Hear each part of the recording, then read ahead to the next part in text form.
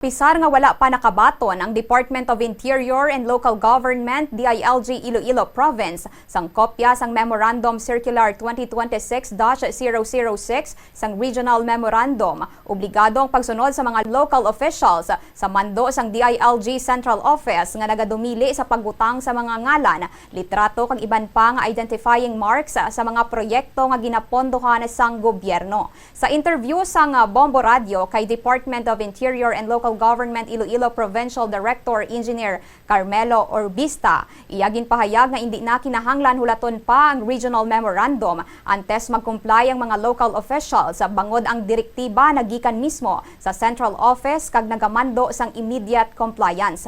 Ginpahayag pa ni Orbista nga bisan sino nga individual ang pwede mag-file sang reklamo kontra sa mga opisyal nga nagalapas sa anti-Apple policy kag nagakaigo nga ebidensya ang litrato sang proyekto nga may yara sang ngalan o kung laragway sang opisyal.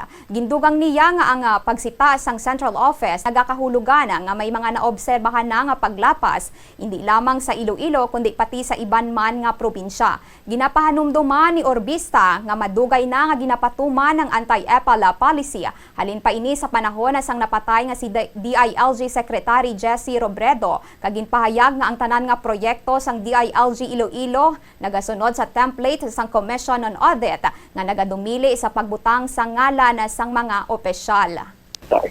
Once na ma-receive naman ang official na copy, ipapanaog na tayo ang ining na Memorandum Circular. Actually, ang sa amon nga projects nga under sa DILG, wala na sa mga pangalan sa mga barangay or local officials.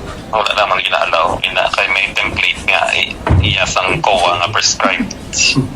So sa aton yung mga this is actually addressed to provincial, city, municipal, barangay elected and appointed officials, included na diri ang mga taga DILG man, no?